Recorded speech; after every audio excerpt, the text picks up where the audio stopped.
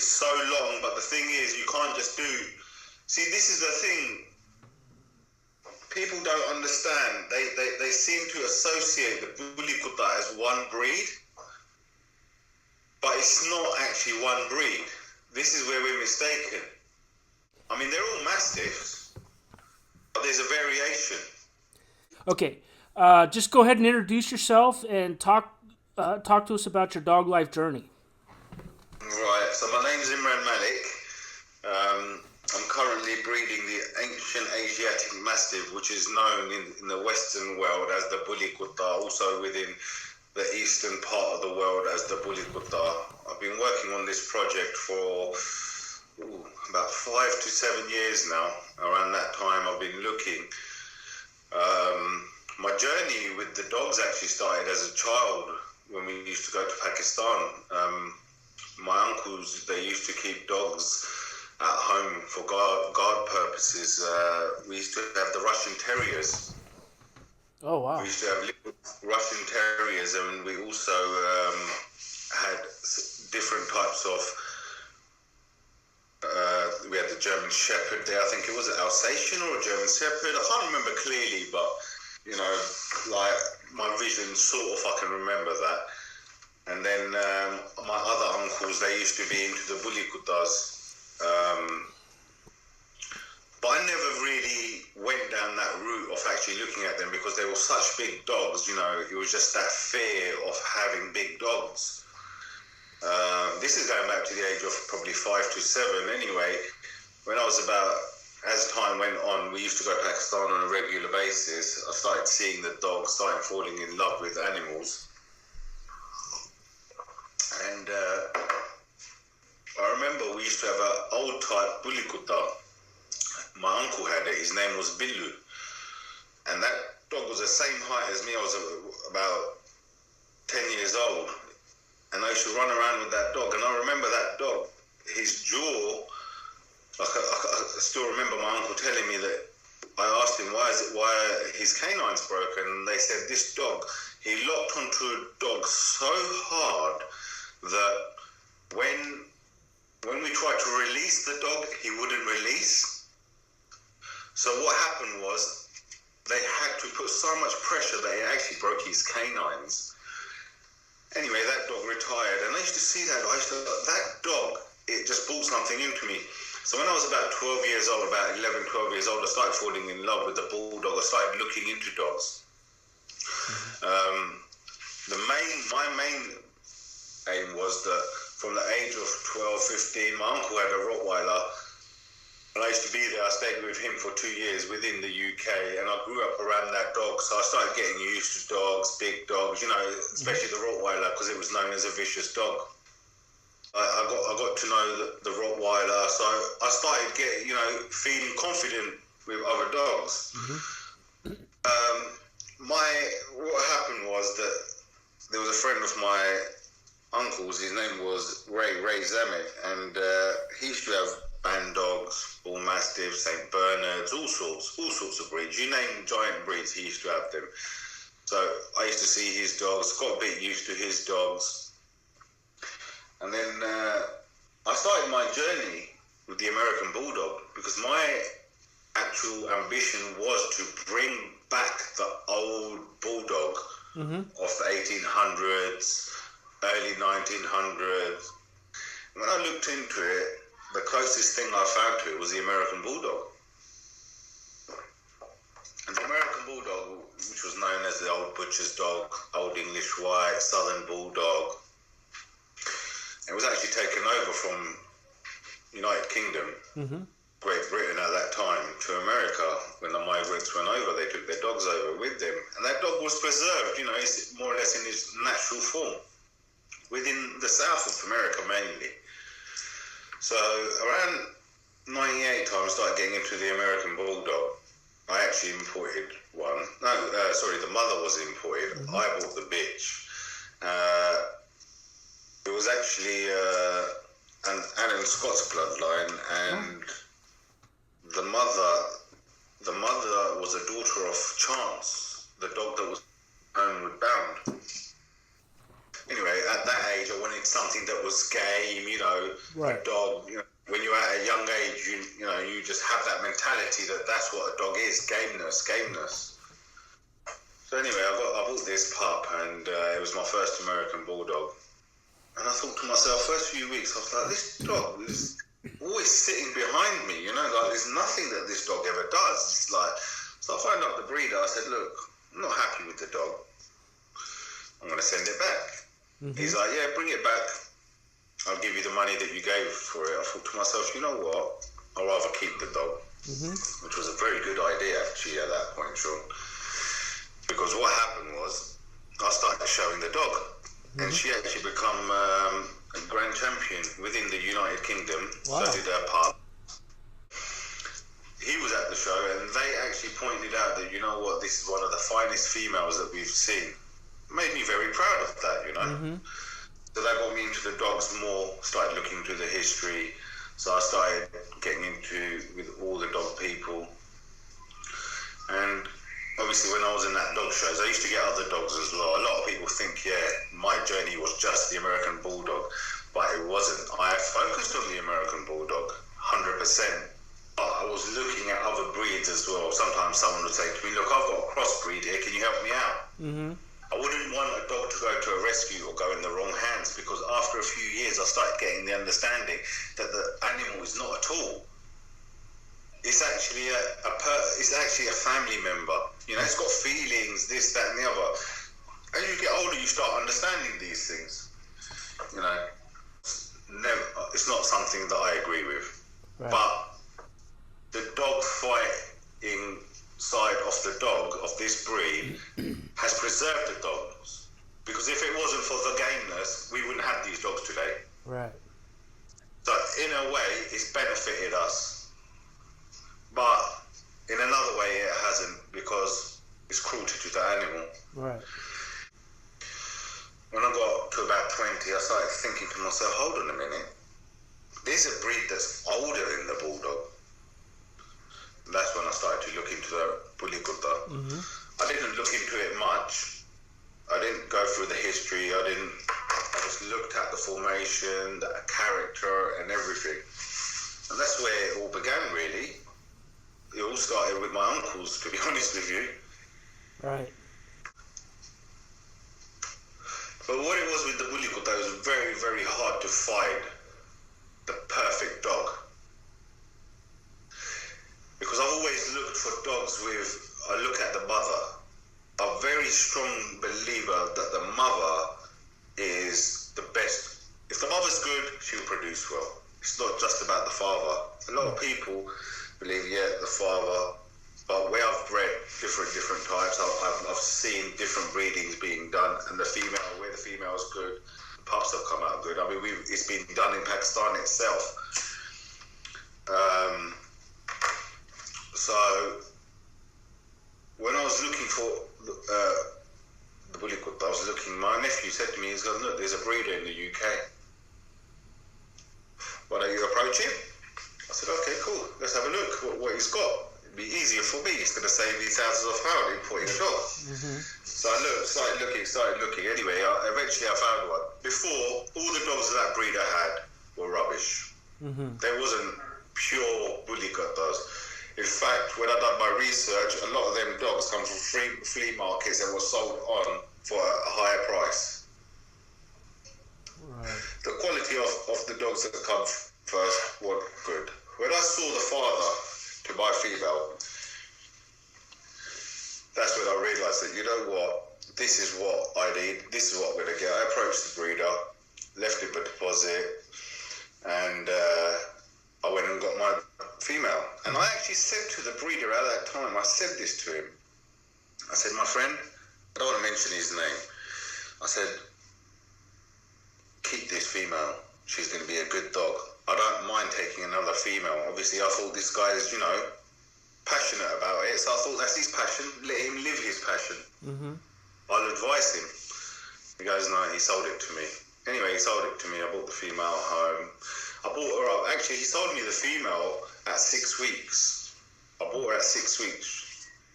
So I bought her up from 6 weeks old. And I learned a hell of a lot because I used to be more or less 24 hours with the dog. I learned so much about that breed just by this one dog. Mm-hmm. So that's where it really started from. So I got, that was my first dog. And then eventually I imported one as well from Pakistan. I'd done a breeding within the UK about 3 years ago. My focus was to bring back a breed that's on the verge of extinction, because when we talk further, I'll explain to you about why I've chosen the ancient dogs, not the Asil dog, not the Nagi dog. Why did I choose that out of the bullies? So there's so many people out there, they will say to you, no, it's this, no, it's this. You know what?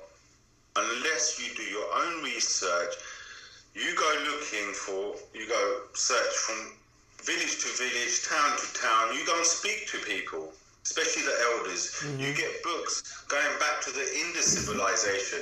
You get books going back to the Raj history. Then your knowledge will become powerful for this breed. Otherwise, a lot of people will say, no, this breed is this breed is that, it's got that in it, it's got this in it, it's got that in it. It will carry on, Sean. It will be. And so therefore, I'm glad that you've actually said to me that if you could do this, because I need people to understand what this breed is. Mm-hmm. Because from what I can see, a lot of people hype the dog up for all the wrong reasons. Mm-hmm.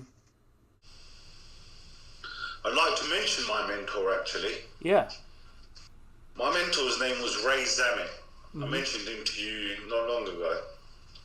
Now, Ray Zamet, he's into construction, but he had a passion for large dogs, large breeds. Any book in the world, you name it, he's got it. When it comes to dogs, pit bulls, whatever, game dogs, mastiffs, pit bulls, bulldogs. And he shared a lot of his knowledge with me, hell of a lot of knowledge. And until this day, I will still go to him. I will still approach him. So, I just wanted to mention Ray, bless him. That's awesome. He's done a lot for me. Now he's gone to the French Bulldog because he's old now, Right. Yeah. But he's just got a little Frenchie now. But Ray is the man, All my respect goes out to him. He done a lot for me. Hell of a lot. Okay, let's look at the history first. Yep. I'm not going to say too much, Sean. Reason being, because I want to actually put it down in my book. Right. So everything that I put to you, I'll put to a limit, but I'll explain to you a lot of things that I'll break it down a little bit. I'll take you quite far back. We've got a place in Pakistan which is currently known as Harappa. It's a place in Punjab. Mm-hmm. It was known as a trade route. It's where it was where the Indus civilization was. Have you heard of the Indus civilization? No, I haven't. So the Indus civilization was a civilization known to be before the time of the Babylonians. Mm-hmm. So it's probably one of the oldest civilizations out there.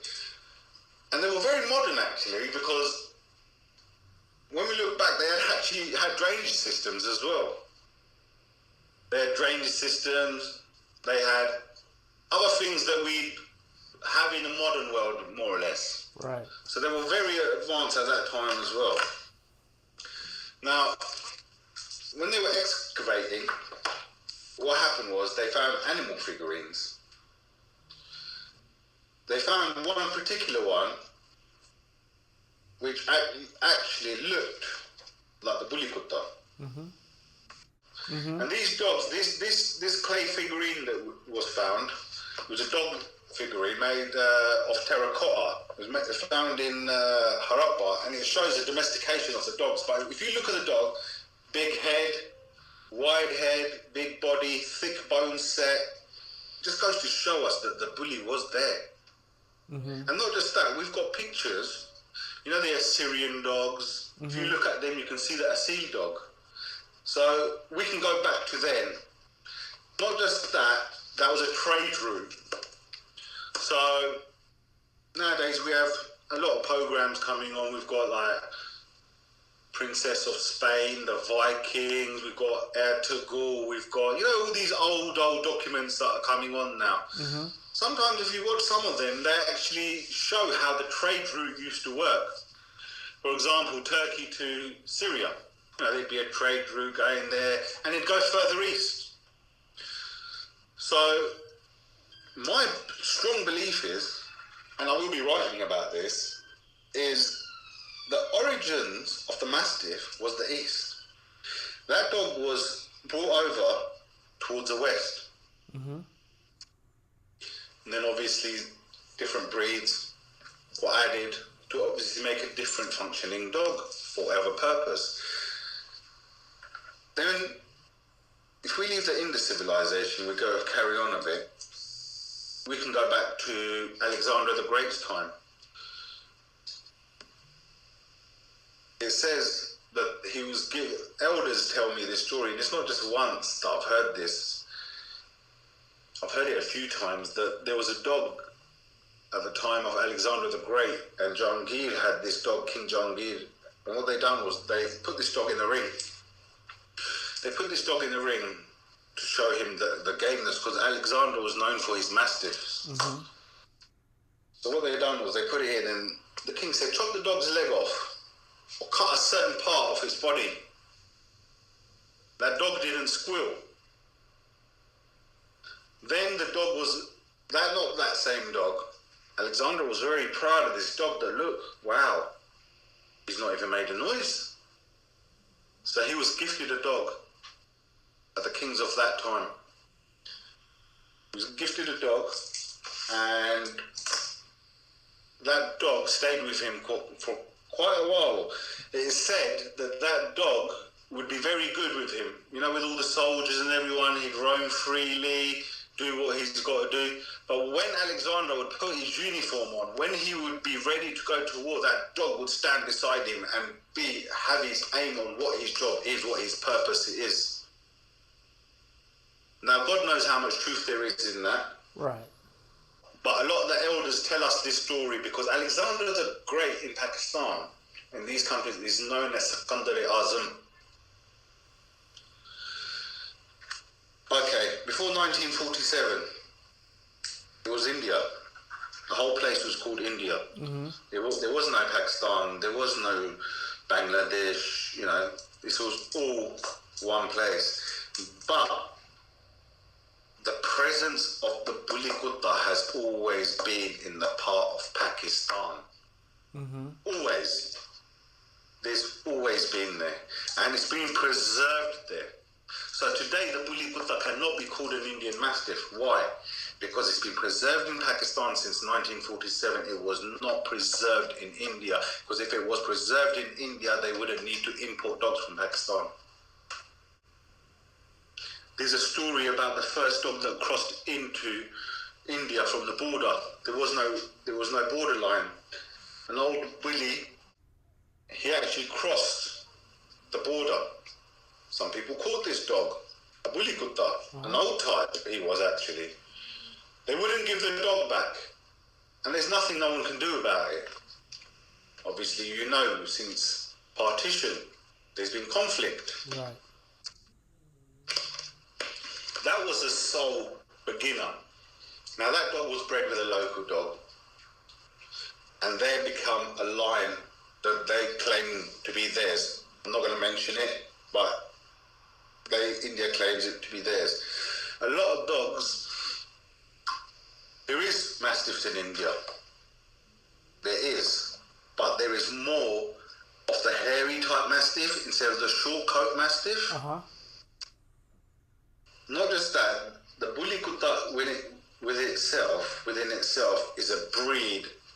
It's the only breed that has what it has.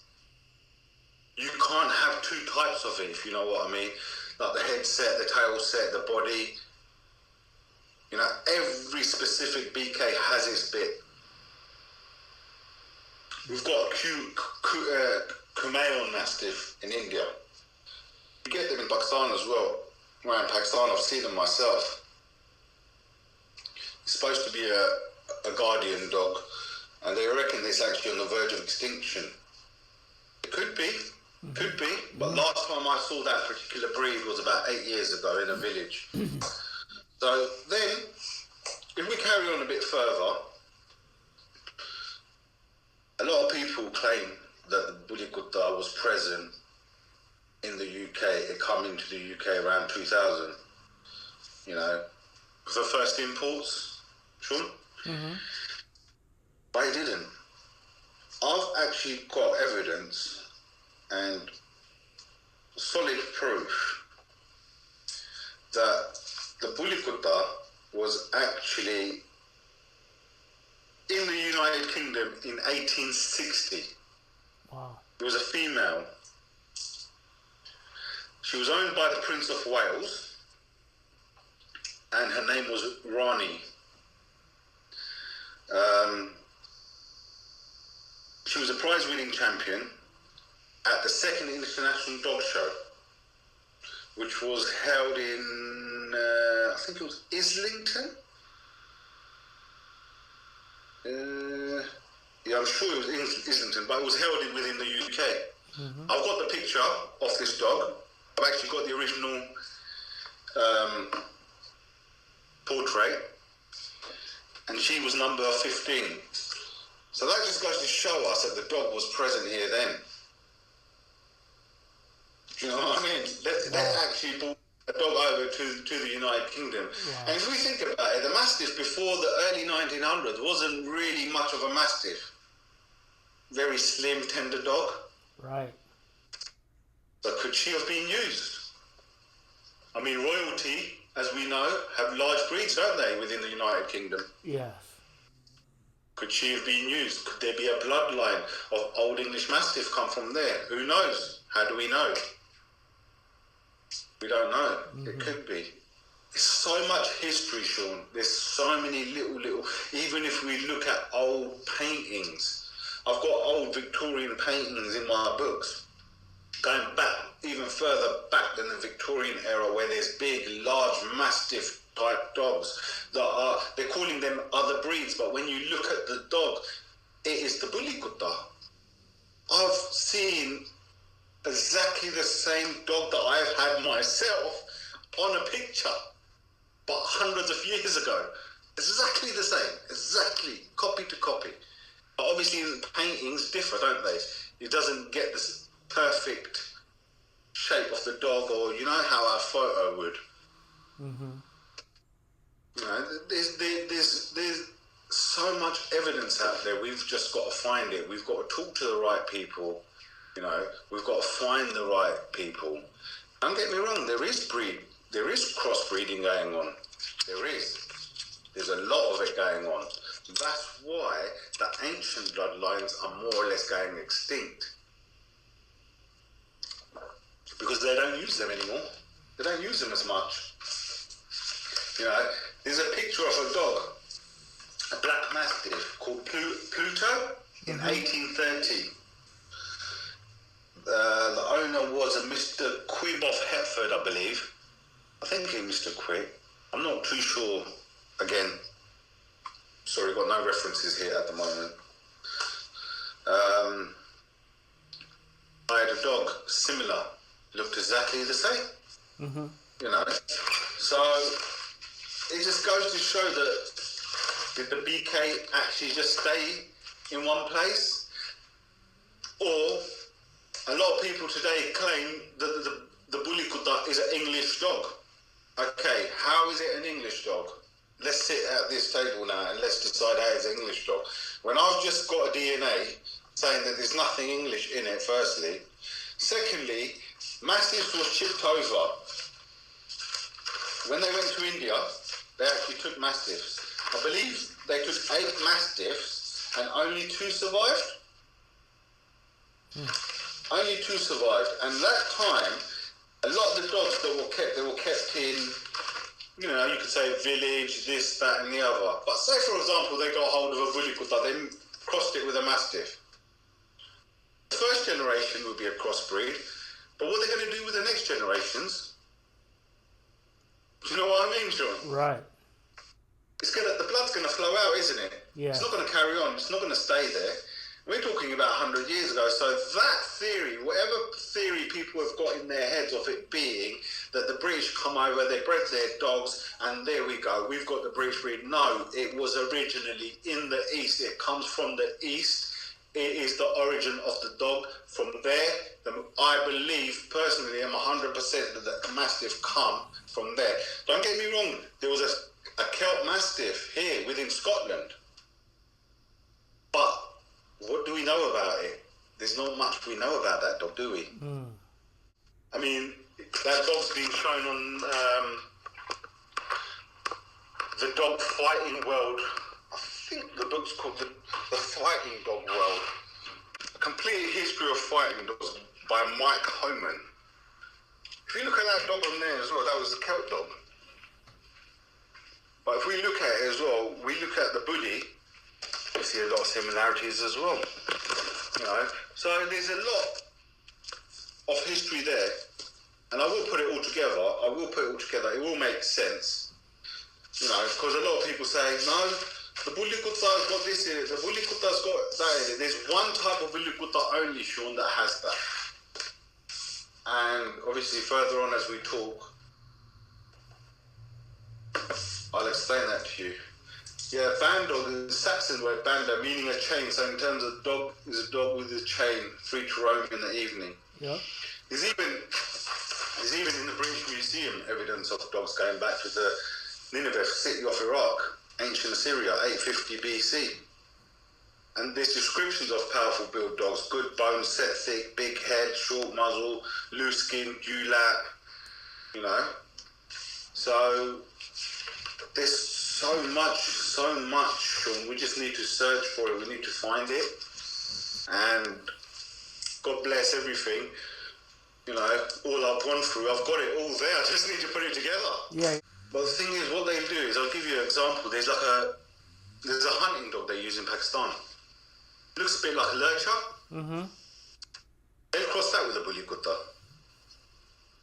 If they're using it for hunting purposes, maybe it's got a bit more game. You know, so people have crossed dogs over centuries, over periods, for working type. Yeah. This pedigree rubbish has come out not long ago, early 1900s. Dog show started late 1800s. You know, all this pedigree thing, this come out afterwards. And you know yourself, Sean, to get a pedigree dog, you have to definitely, one way or another, you got to do line breeding. Yeah. To be honest with you, Sean, there's not really a modern bully Kutta. Mm-hmm. Because if we look at it, okay, there's 4 types. I don't really like to mention this yet, but we've got the piranha bully, which is also known as a tulla bully. It's not a tulla bully. This name was given in the United Kingdom. Tulla is actually a surname for people. Mm-hmm. Some people say that it is a definition of a Punjabi word meaning heavily wrinkled. You know, but I can't say that for 100%. A few people have said it is. A few people have said no, it's not. So what we got to remember is there's over 100 languages or so in Pakistan anyway, so it could be. Right. So we've got that. We've got old type, the ancient Asiatic Mastiff, as I call it. And we've got an Asim dog, which is the more taller, leaner one. Mm-hmm. Then we've got the nagi bully Kutta, which was created in the 60s. Then we've got the bubbly, which is known as a Pakistani bulldog. Okay. So we've got 4 different types. But what have you noticed a similarity in them? Bully. Right. Everything is called bully. Why is it called bully? Because it's got the bulldog look. Right. That's what it is. That's what it all comes down to. Bully is heavily wrinkled dog. Bully Kutta means dog. That's what Kutta stands for. So we can't actually say, that everything is a bully Kutta, because it's not. Everything's different. Let's start with the oldest of them, which is known as a piranha bully. I call it. It is the ancient Asiatic Mastiff. It's also known as a Bully, Bully, and in the West, the name has been given the Bully. Now, that's one type that we've got. Now, this dog, maximum height, 33 inches, maximum. Heavy head, heavy dewlaps. The dog has a big, heavy bone set. The body is completely different to what you'd see. You know, like how could I say? You know, like an English Mastiff is a stocky, big bone dog. Right. You know, not that bulk on it. So we've got that. You know, it's actually, you know, you could actually say it could be a man stopper. Mm-hmm.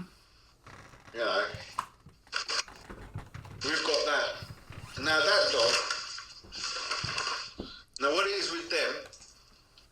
They have a heavy skull, thick necks. The bone mass is very thick. They have loose hanging double dewlap. Mm-hmm. So basically two-sided wrinkles. They have, how do I put it, almond type eyes. Mm-hmm. They have wrinkles under their eyes. They are mainly in white. Now this is another thing. They come in white a lot, but predominant colour is brindle as well. Right. We need to remember, brindle is a predominant colour within this breed. Okay? Solid, rare, bicoloured gene they've got basically. So what also happens is the old type mainly come in white, but they will always have black spots under their skin. So when you wash the dog, you see it. Mm-hmm. You see, you know, like the Dalmatian comes up. Right. But these have under their skin black dots. Mm-hmm. You know, there's a heavy head. You know, minimum height requirement is probably for a male is about 31. Females could be 29 to about 33. They have a well-sprung rib cage, you know, whereas the others don't. You know, they're very heavy shoulders, heavy neck. Put it this way, it's like a bodybuilder of the dogs on steroids. Without the steroids, without the definition. Right. Okay? I mean, there is more to it. There is more to it, Sean. There's a lot more to it. But I'm just giving you a brief description of what people can identify the dogs by. Perfect. Right. The other thing about the old dog is they don't use them now for fighting. Right. Why they don't use them? Because they want faster game. Right. They want faster game, and what it is, the pressure on this dog's jaw is such that when it grabs its opponent, it doesn't let go. You might even have to break the teeth. And then they wrestle. They don't fight. So that's caused a decline of that bloodline. Right. Slowly. There is, don't get me wrong, there is some out there that will fight. But they won't fight like they're intended to. Some people will do that. They will push it to that. But majority of the pure are not fighters. They're fighters, don't get me wrong, they can have it, but they're not what us humans desire is. So what they do with them dogs, they usually leave them, tie them up. I mean, I've seen them myself, Sean. I've gone to places in Pakistan where I've seen the old ancient bully Kuttas, and I've ended up there going in the middle of nowhere. And check this out, there's no electric. It's just the sticks. Is they living life like we was living hundreds of years ago? Right. They've still got them dogs sitting there, tied up. I'm like, why are you keeping them dogs there? Oh, that dog's not used for fighting. That's our guard dog. We will let him off the chain at night, and he will patrol our land. And they're very territorial. You know, like a cat, it'll piss in its territory. Yes. They don't leave that territory. The bully Kutta does this back home. Right. We haven't experienced this here because in the West, because we don't have that much land to do it on. Right. Maybe in the States. you could do it. Oh, absolutely. But not in the UK. They mark their territories. They won't go outside their territories. I've seen this with my own eyes, you know. And the piranha bully is such a loving breed. Remember this. If a bully kutta makes an enemy of you, yeah, it will never forget. Right. Like an elephant will never forget. My Roma was about 6 months old. Very friendly dog, would like to socialise with other dogs, would like to meet other dogs. See, this is where people mistake the bully kutta. It's not a vicious breed. A dog is what you make it. Right. I mean, bless the pit bull. Such a brilliant dog. I've read so much about it. I've got the Bible off the pit bull. It's such a beautiful dog. But what's made it like that? People. Early 1900s, all the people, the British, the American Army was using it on their posters. Why would they do that if it was a vicious breed? Why was they showing the dog like that? It's us. It's what we make our dogs, Sean. It's always that. We can't always blame the dog. Don't get me wrong, a lot of the bully kuttas are wild, literally a wild dog. It's like taming a wild dog. But that wildness can still be tamed because it's a dog. It was bred for a purpose. You know, to be honest with you, we actually, I'm a Muslim, and as Muslims, we actually believe that they were created to guard the souls. Right. Why are you messing up the breed just to get a look and make £2,000 per pup? If you look at the ancient type dog, I've got pure ancient type dogs that are barking at 11, 12 days old. I mean, 15, 16 days old. What the hell's going on here? As soon after they open their eyes, they're bloody at it. I've never seen that. And in a few months, they're so big that you think to yourself, are you a little, you know, like the size of a staff? Yeah. It's the growth, and the bone structure. The thing is, the bone structure of the BK, a lot of people don't understand this as well. People need to understand this about the Pakistani breed. I'm talking about all the bully kutta. Do not overfeed your dogs. Right. Always keep them good bone structure, because their bone structure develops till 13 weeks old. I've been told this by people, vets in Pakistan. I've been told this by dog men in Pakistan who've never been to a vet. So obviously it makes some sense. You know? Do not overfeed them. Do not start giving your dogs Bully Max. Do not start putting chemicals in your dogs. Right. Whatever happens, never do that. Anyway, that's that rant over. So let's look at a seal dog now then. So this is a very popular breed. This is the top breed of the bully kutta. The seal is very common. The seal can go from up to 36 inches, Sean, in height, shoulder length. From toe to shoulder, that's how they measure it. It can go up to that high, it can even go higher. There's been times where the dogs have gone higher, but it's not always the case. So we would put the average height as 36. The seal dog has a longer body, less thicker bone. The muzzle's thinner than the piranha bully. But one thing I want people to understand as well is that, you know, the bully kutta within itself, it has a 1-to-1 ratio of the cranium and the muzzle, 1-to-1 ratio. And the only breed known that has that is the feeler. Okay. That's the only other breed that has known that. And this was done about 5 years ago. This research was done by vets in Lahore, actually, in Pakistan. They used 4 different types of BK to do that, of different bloodlines. Bloodlines there are known by people. For example, you've got your dogs. You know, they're going to be called, I don't know, Scott's line or Sean's line or Brian line. Pete's line or whatever, you know. That's how a bloodline is known out there. But let's go back to, you know, description of the Asil dog. So the Asil dog, the head circumference is much smaller. It's a thinner head. The eyes are not almond. The mixed dogs will have almond. They have just normal eye set. Longer body. They're well-sprung rib cage. I mean, they have a good rib cage, put it that way. You know, it's similar to the Tullas, but I mean, the ancient dog, but not as much. Longer, thinner. It's a completely different dog. If you look at the type, it's different. And not just that, I forgot to mention to you, the tail set of the ancient Bully Kutta is longer. So as the dog grows, up to 6 months, that tail will sit on the floor, Sean. Wow.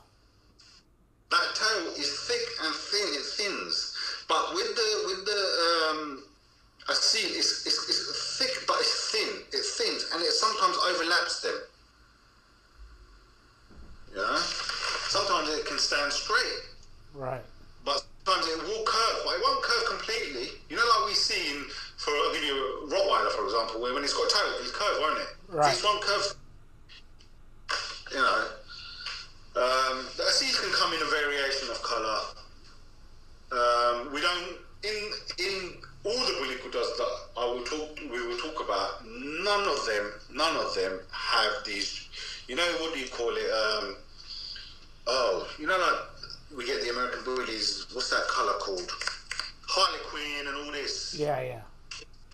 You don't get that. You get a blue one. You might even get one that's like red and black and white.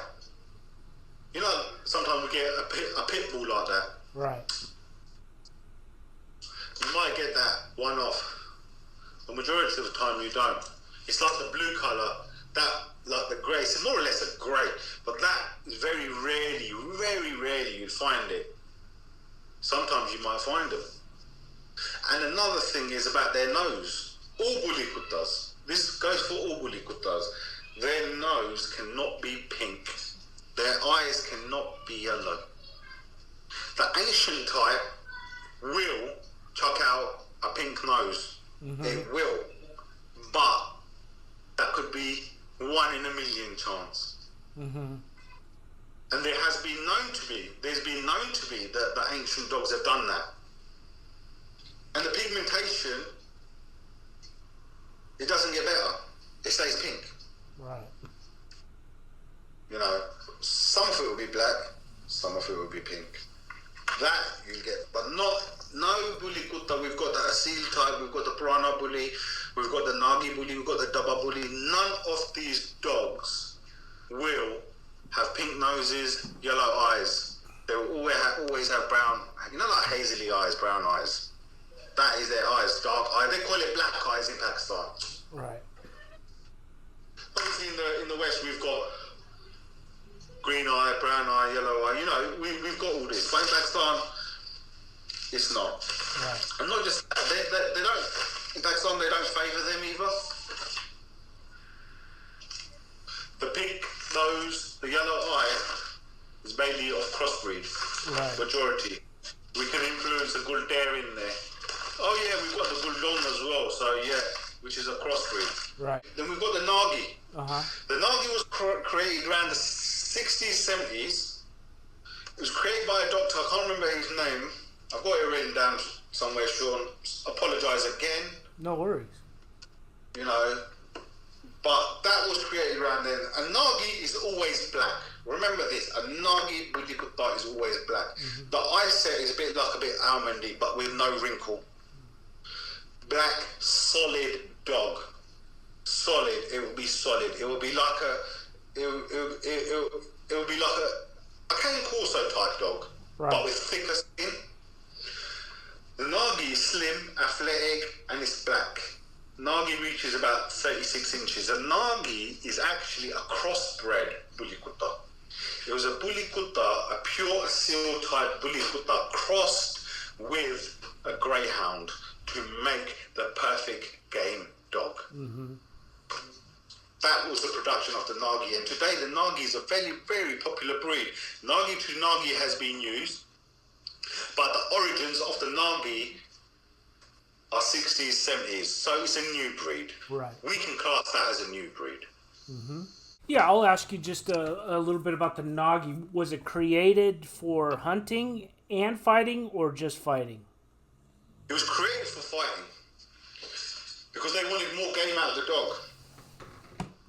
The dazi was used, which is similar to the greyhound, with the bully Kutta, but in villages. People use them in their villages. They won't use them, wild boar hunting, because these dogs don't have no problems taking down wild boars without any shielding, without any protection. I believe it. So you could test this breed to anything, and it will do it. Whatever function you want from this breed, it is capable of doing, Sean. It can even, their sense of smell is even so good, Sean, they will recognize different scents. But people don't do this with the breed. They don't check it, Sean. Anyway, going back to describing about the dogs, so we've gone through the piranha, we've gone through their seal, we've gone through the nagi. Now I'm going to talk to you about the bubbly. The bubbly maximum height is 32 inches. Dabba is known as a box. A complete history of fighting dogs. The dog on the front page looks like a bubbly, but with a bit of a longer muzzle. The bubbly is the Pakistani bulldog. It's known as a Pakistani bulldog. Okay. I haven't done no DNA on this breed. I haven't gone out my way to do that. But I can tell you one thing, that this breed is just like the American Bulldog. Very similar traits, very similar headsets, the Johnson type. It's predominantly white, mainly white. It's very difficult that they will produce other colours. This nature, we can't mess around with nature. They will produce different colours. Right. But predominantly white. Or it might have a little black spot on it. But that's what it is. That's a bubbly. It's not. There's a lot out there that have been crossed, but to find the perfect bubbly, you have to do a lot of. It's not as easy as people think it is. You can find them. Don't get me wrong, but people like to cross the dogs, with the asil for game. This is another thing. If it wasn't for the gameness in Pakistan, we wouldn't have these dogs today, Sean. They'd be extinct. They'd be gone. So, in that way, in a way we can thank them. But the bubbly is predominantly white, 32 inches max, 29, 30, the female as well, thick bone set, thick tail set. The tail's not as long as the piranha bully, nor will it be as long as a seal bully. It's got a thick chest. It's got a thick chest when it sits. The chest will stick out. Not as much as the other bullies either. We could say that it matches the American Bulldog. If we know the description of an American Bulldog would be more or less the same as a bubbly. So there's not much there. I mean, a lot of people don't even look into it. A lot of people don't even know about it. Do you know what I mean? I've had bubblies in the past as well, and they're very game. They used a lot for hunting big game. But now, obviously, the decline of big game, the decline of, we as human beings are taking over nature. We're just getting rid of everything that has a purpose, really.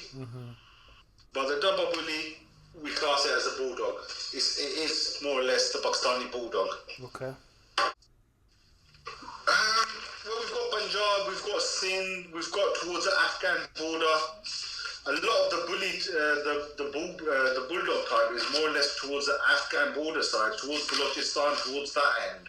Okay. So northeast, more towards the west, I guess. But it's a heavy dog. It's a man stopper. It's a proper man stopper. Right. As we say today, the description is given. It's a man stopper. Right. I went to Pakistan. I've got two farms in Pakistan where I keep my dogs. I've got one in Faisalabad, next to the airport. I'm building another one at the moment. You can add this to another bit if you want. But obviously while I'm talking, it's going to be everywhere. You're going to be editing all night, you are, Sean. Anyway. Yeah. When we look at that, I've got them kennels, I've got dogs there, I've got cattle there, I've got white sheep there. My dogs, you know what they do? They sleep with the dog. They sleep with the goats. You can't see them. When I check on the cameras, I can't see my dogs. And there's been a few times I'm like, where's the dogs? They're like, what do you mean, sir? The dogs are here. I'm like, no, they're not. Go and find my dogs. There's 8 dogs there. Where are they? This is one kennel I'm talking about. Yeah. The dogs are hiding within the sheep. You know. And there's a threat, they will deal with that threat. The only pure bullies that you're going to find is going to be the piranha bully, the asil bully, and the dabba. The nagi is a mixed breed. And so is the bulldog. Nagi is pure. Obviously it's nagi to nagi breeding, but it's still a crossbreed, isn't it? The foundation was cross, wasn't it? Right. So that's it. And now I'm going to introduce the kanda bully to you. Now, the kanda bully is a very, very rare breed. If you look on my page, you see one. It's very rare. Why is it rare? I'll explain to you why it's rare. The kanda bully is a bully Kutta cross a Gulder. Okay. That becomes a Bulldog.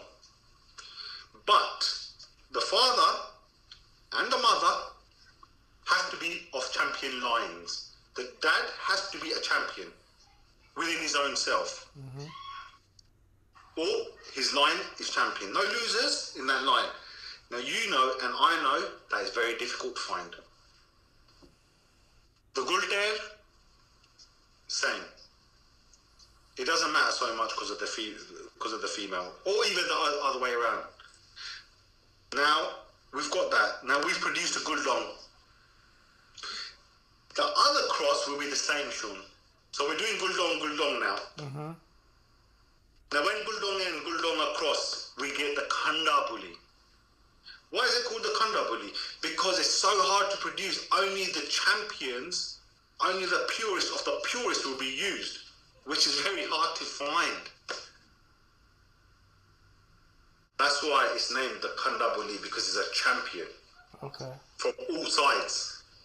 A Bulldog, I can get a bully Kutta and a Guwahati Gulder and cross them. But can I prove that they're champions in the bloodline? I can't. Mm-hmm. So that's where the kanda bully is, bro. Okay, interesting. But the thing is with the bully Kutta, all in all, the bully Kutta in itself is a completely different breed of dog to any breed out there. Its nature is, I put it like this: Rottweiler, German Shepherd, a Cane Corso, a Pit Bull. You put all these dogs together, all their intelligence, all the things that they're able to do, a retriever, the bully Kutta can do it. You know, people used to say to me, oh yeah, bully Kutta, yeah, it doesn't really like water much. I used to make my dog swim, all of them. Wow. Make my dog swim, chuck them in the mud. I've done, Sean, everything I've done, people have told me you can't do, and I've done it with the breed. Mm-hmm. Everyone will come up with their own thing. Everyone will come out with their own theory, but the truth is, the breed belongs to Pakistan. It is a Pakistani breed. It's got nothing to do with India. India's trying to claim the name for it. Now, I'd like to tell you one thing though, Sean. If you want to add it. Make sure you always check what you're buying. Make sure these people are not selling you crossbreeds. They will show you pictures, they will show you this, they will show you that. They will make you believe. And you know what, Sean, I've noticed one thing. A lot of these breeders come and they're gone. They do their thing, make a bit of money and go. Right. Are you thinking about the breed or are you thinking about your pocket? Show me the dog. I want to see the dog's bloodline. I want to see where that dog comes from. I want proof. Mm-hmm. I want proof because I can get you proof. When I give you a dog, Sean, I'll tell you this is the bloodline, this is the mum, this is the dad, and I've even got photos of some of my dogs' bloodline. In Pakistan, it's a word of mouth. Yeah? Right. So it's not about, there is no pedigree. There is no, pedigree doesn't exist. So, for example, my breed now will be known as Malik's breed. Mm-hmm. Mm-hmm. These are Malik's dogs. You know, so this is how the breed line continues, name continues. And the thing is, we need to preserve these, and you know what? The only country in the West that can preserve them properly is the United States of America. Mm-hmm. I feel that personally. I feel that.